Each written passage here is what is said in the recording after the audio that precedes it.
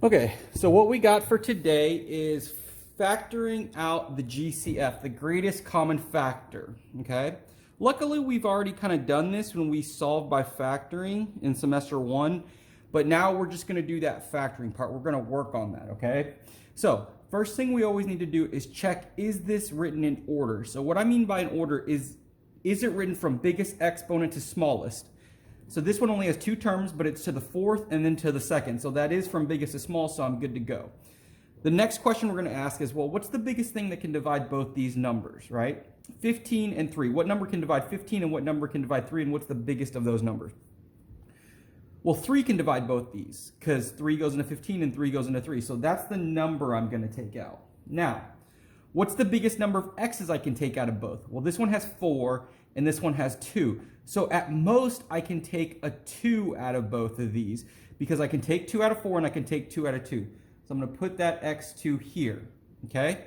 Then what I'm going to do is divide each of these by this thing right here and write whatever I have left.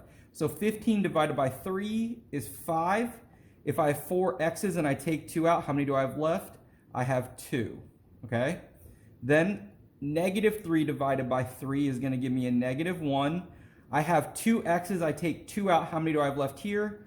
I'll have none, okay? And that's all I need here. I don't need you to set it equal to 0 or anything like that. When it says factor, you're just going to leave it in this form, okay?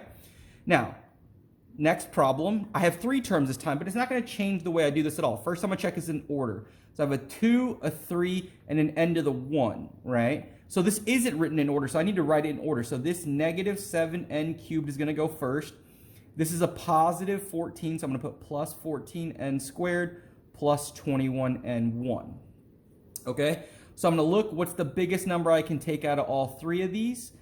7, 14, 21. Well, 7 can divide all of these. And since this is a negative in the front, I'm going to go ahead and take out a negative 7.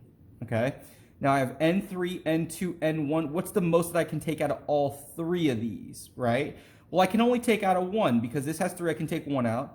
This has 2, I can take 1 out, and this has 1, I can take 1 out. I can't take any more, right? So I'm going to put n to the 1. And then I'm going to start dividing. Negative 7 divided by negative 7 is going to give me a 1. I have 2 n's, I take 1 out. How many do I have left? I have 2. 14 divided by negative 7 is going to give me a negative 2. I have 2 n's, I take 1 out. How many do I have left? Just 1. And then 21 divided by negative 7, that's going to give me a negative 3. And I have 1, I take 1 out. How many do I have left? None. And that's all I'm looking for right here. Okay, so that's all you need to do. Take out the greatest common factor. Make sure it's written in order first, okay? And then ask yourself, what's the biggest number that can divide out of all of my numbers? Put that at the front. And then what's the most letters I can take out of each of these and put that out in front, okay? And that's what we got for today. Let's go.